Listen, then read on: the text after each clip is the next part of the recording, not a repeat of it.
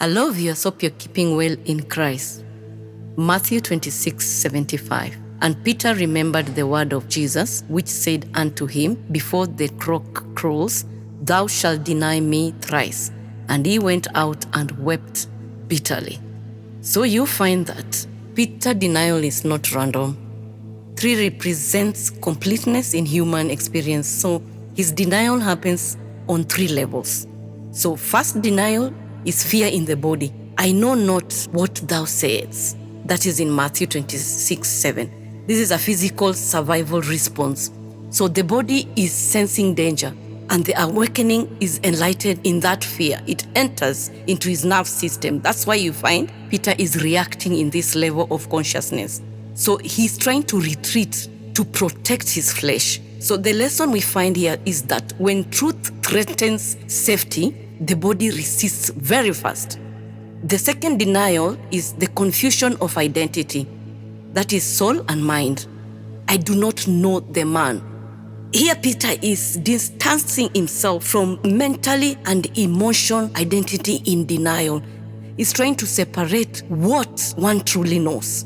The mind is trying to negotiate with the truth, which is becoming so costly. So thirdly, the denial is making him collapse the will, which is the spirit. Then he began to curse and to swear. So in the deepest fall, when the spirit is overwhelmed, the speech becomes defensive and harsh. So the lesson here is that when pressure is total, the ego fights back with a lot of force. So the rooster crowing, it was awakening signal. The rooster was marking the end of the night. So in that night, it was the beginning of the dawn, and the Lord turned and looked upon Peter. So the look is a pure awareness. There is no condemnation, only truth. At that moment, Peter awakens and tears starts to drop. The false self of him becomes now to fade away. So Peter denied Christ externally, but never lost him internally. That is why Peter becomes the rock, not because he was strong, but because he was broken open and rebuilt. So we'll find that when Peter was denying, it's because the fear of the truth, the fear of being exposed, the fear of being attacked, that is what was making Peter deny.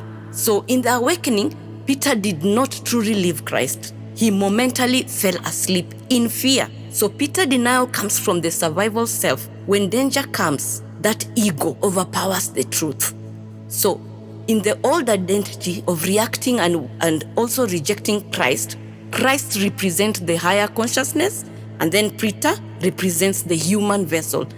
You find that pressure, when the rooster was crowing, it is important to note that it was an alarm that was awakening. The moment Peter hears it, the awareness returns. That's why he was crying. He sees himself clearly without excuses, and that is pain, not failure. It is that initiation of consciousness often breaks open through the sorrow and humanity. After Peter does not walk away, he matures. He becomes steadier, he becomes quiet, he becomes more grounded, and this is why Christ later entrusted him with "Feed my sheep." It proves that he never fell, but he returned in deeper truths.